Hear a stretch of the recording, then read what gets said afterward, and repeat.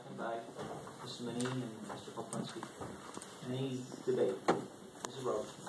Mr. Chairman, I did write a note to Mr. Wallace on this appointment. I can appreciate that we need a public health director. I can appreciate, is my understanding, that I did watch the taping of the citizens group. There was an executive session, so I'm not quite certain all that went on. That we're going to be advertising for a director of public health, and that this appointment and that advertisement will not preclude our ability to discuss with other counties the possibility of sharing a public health director of public health. The concern I have is the chronology of events, and I do think that I recognize that this came forward from the Human Resource Committee and the Ways and Means Committee. But I've learned that the meeting was on the 15th of November, and yet on Tuesday, I guess he's the current Director of Public Health, sent a letter out to his advisory board telling them of his resignation and welcoming them to come to the December meeting to meet his replacement, Christina Kane. And I'm concerned either he jumped the gun or knew, and yet the committees that were to consider this didn't meet until Thursday. I hope that as we move forward in the process of finding a Director of Public Health, we've all got a vested interest in making certain we make a wise decision and being informed. The changes in our public health department, the reduction of some of the programs may clearly change the skills that we need in a director, but for certain that we need someone with management skills, demonstrated experience in managing a department that is fragmented in many ways, fractured in many ways, to unite it, to continue to deliver services to our community. And I am concerned that this kind of information could be out, that Mrs. Kane was going to be our appointment before this body gets to vote today or before even the committees met.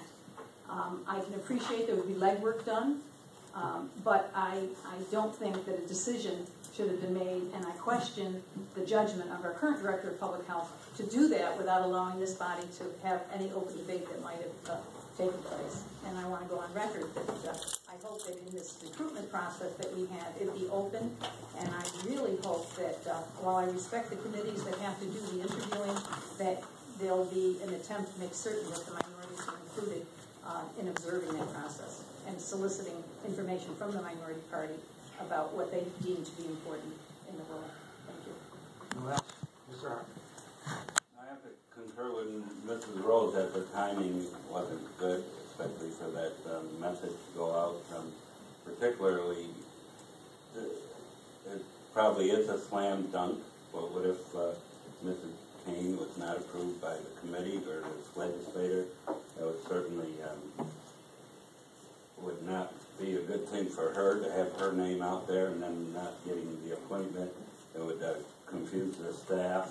I would hope in the future that we can go through the committee process that I hear about, so they go first and the legislator deliberates over matters before it's treated as a done deal. I do notice that we will be advertising for a new director. Is that true? So once he takes over this acting director, would she go back to her original salary that she currently has? To be discussed, I guess. Well, we will be advertising right away for a new director. Thank you. Anyone else? Mr. Course. The Public Health Department is a state mandate. There are mandated programs and there are non-mandated programs within that department. When Herkimer County was getting rolling with this public health department, I believe we got to 175 employees at one time. And now we are down to approximately 15 or 16. We have shed as many non-voluntary programs, and we haven't shed them out of lack of concern. If there was a void in the community, we would not have shed those programs. But private health concerns have come in, caused us to reevaluate the effectiveness of us being involved with these non-mandated public health programs, and we have shed them. We shed hospice, but there's still a hospice care.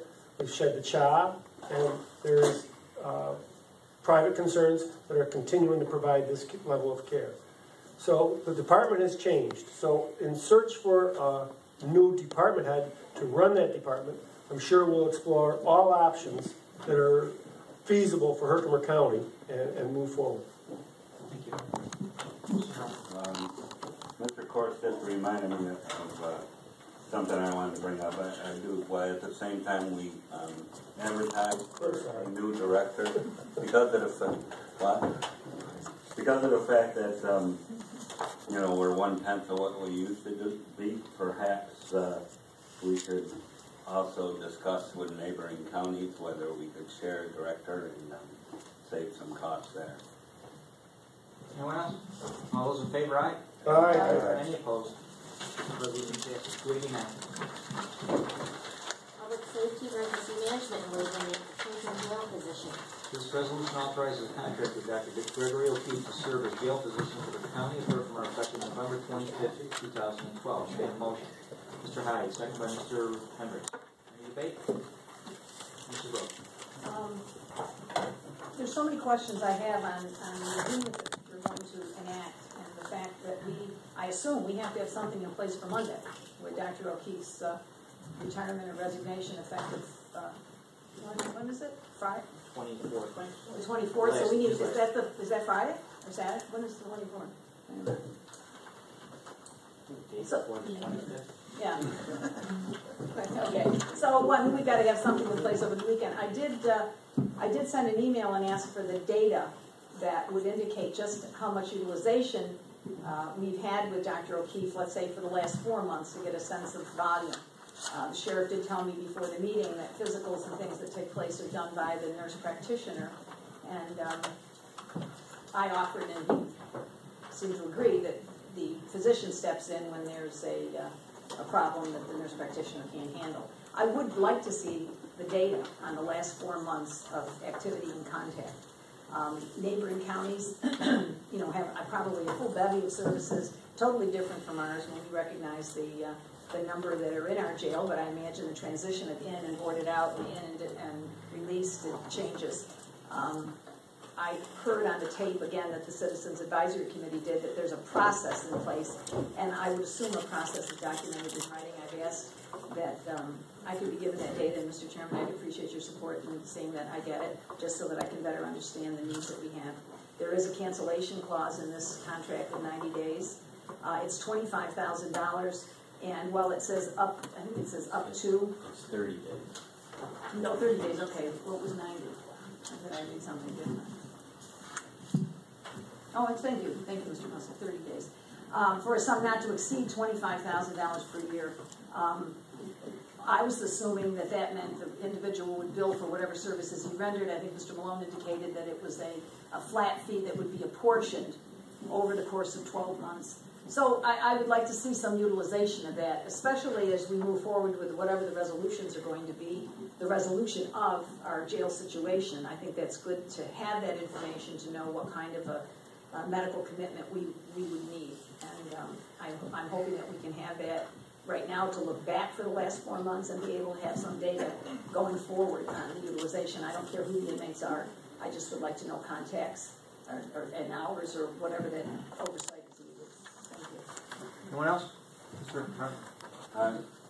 I noticed we're providing medical malpractice coverage, and how does that relate to like the 30 days? Does the coverage, the insurance goes for a year, and you're going to pay it for a year's term, or is, I guess what I'm saying, say for some reason I don't anticipate it, we want to terminate the agreement in 30 days, but we already paid malpractice insurance for an entire year. I'd have to ask Mr. Decker about that. I think he's had some conversations with Mr. Chairman, or someone would, about billing for the medical malpractice. Yes, we believe that he will be covered. It will be something that we would pay with our premiums at the beginning of the year. Actually, we pay quarterly. And with things in our insurance, if things change, we can get an adjustment in insurance during the year. Okay, thank you.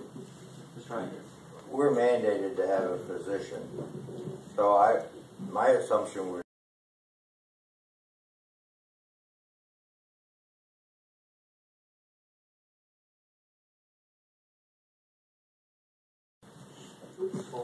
I assume so, unless someone comes in with pre-existing coverage. okay. You want, Mr. Rose? I'm a little confused by that. I know that we took special action in mental health to provide medical malpractice for some of the physicians that we had there because they were vulnerable. I had asked Jim, when we had our last contract with Bassett, it was less than $25,000, and I wondered when Bassett provided the doctor service, were we paying them for medical malpractice and holding them harmless to any suits? I don't think Jim got back to me on that. I haven't had time to check on that. The likelihood was they would have had their own malpractice. I mean, in this case, our insurance would cover, we would be in, well, we may indemnify Dr. O'Keefe, our insurance covers us, or do we have additional financial liability outside the realm of our insurance? We were hoping it would all be covered, correct? And this is separate and distinct from malpractice that he carries in his private practice. Correct. Anyone else? All those in favor, aye? Aye. Any opposed? Resolution passes. There's no further business. Recognize Mr. Hyde, motion of adjourn.